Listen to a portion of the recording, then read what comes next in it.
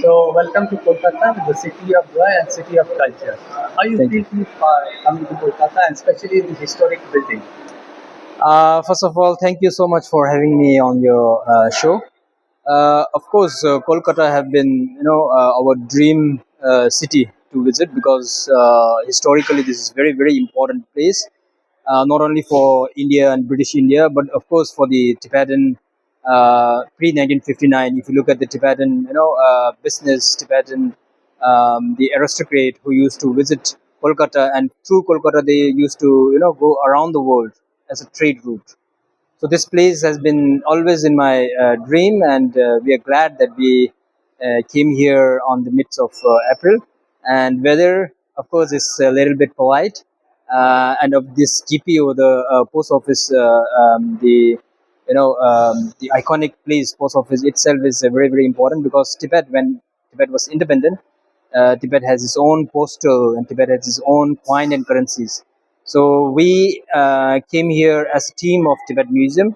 We want to explore the historic sites, particularly the museum around Kolkata, trying to learn from them. What we can improve in our own museum, how they display it, how they archive it, how they make sure that history is preserved in its pristine form.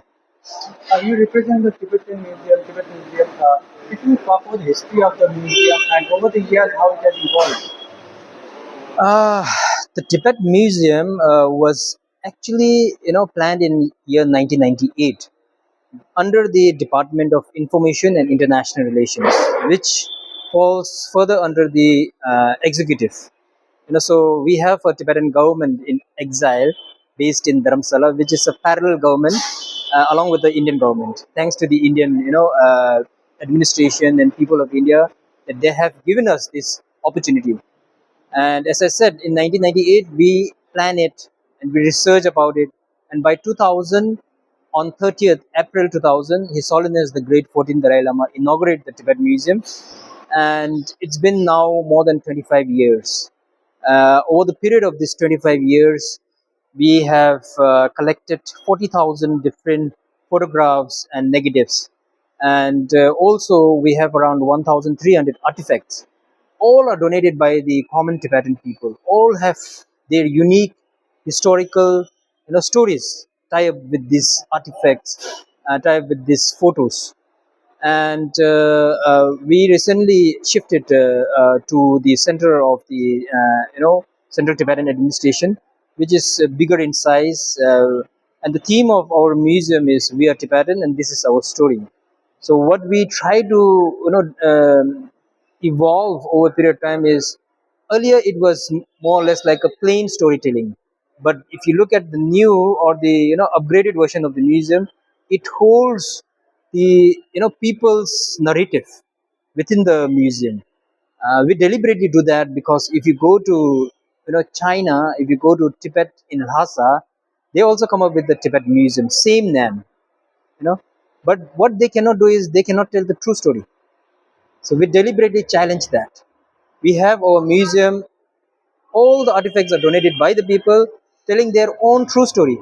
And we have built up our museum from these, ingredients. If you go to China, if you go to Lhasa in Tibet, what they are good at is they have huge space. They have maybe 1 million artifacts. But all the narrative are top down. It's all come from the CCP. So over the period of time, what we did is we smartly maneuver our museum as a central government belonging to the Central Tibetan Administration to the People's Museum. So that has evolved over a period of time. So, how important to preserve the Tibetan culture and history for the young generation? How important is to preserve it? I think if you look at across the globe, museum is not only the matter of past. It has now taken shape into deciding the future as well. With the attachment of the uh, information technology, immersive tour guide, and even the museum take a critical role in education part as well. So museum across the world have evolved and changed dynamically, and similarly in the case of Tibet, it is more than important to other countries, because they have their own free country, so they can they have the liberty to say that this is not important. But for the Tibetan, uh, which handful of Tibetan who came to exile, this preservation of memory is very very important, because I am the third generation of the Tibetan in exile, and I have my small 8-year-old daughter. So if we really want to pass on the true, unattained, uncensored Tibetan history, this museum, this kind of museum will play a big role in making sure that our true identity is kept alive. Talking about today's time, you say it's a time of digital technology, a lot of adaptations have been taking. So, open is Tibet Museum in terms of using digital technology, latest technology, especially in terms of AI, for instance. Mm. If you could talk about that. So, as I said, we have upgraded our museum in year 2022. One thing that most of the people have witnessed, and even from the curator point of view, what we intend to do is involve in more technology. You will see around 22%, 22 to 30%, the overall museum is based on the audio visual, and based on the projection, is based on the interactive, and as you said, the virtual tour and the augmented reality. So we have make sure that these are into the museum. And museum is not, as I said, not only for the adult but for the younger generation. So we have imbibed these kind of advancement of technology. And we even have the audio guide, audio guide into 11 different the languages. So people who are in Russia can virtually take our museum from their home, sitting on the couch and drinking a coffee, and then they can take the virtual tour of entire museum, which is situated in Dharamshala. And this is the advantage of digital, which makes the world flat.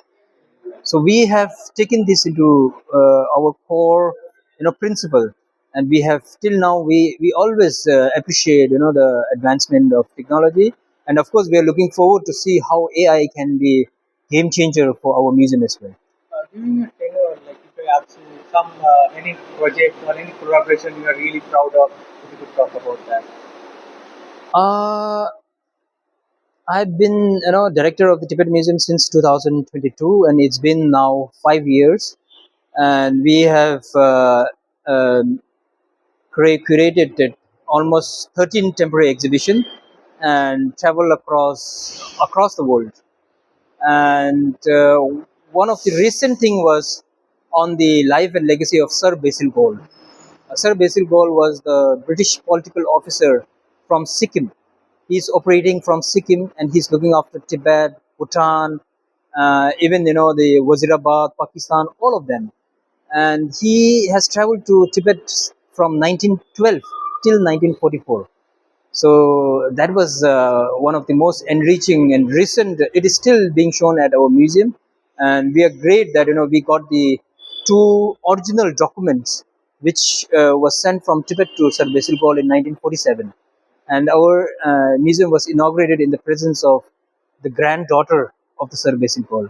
So I think this is one example of many that Tibet has been independent, before 1959, and whatever China tried to say is a lie.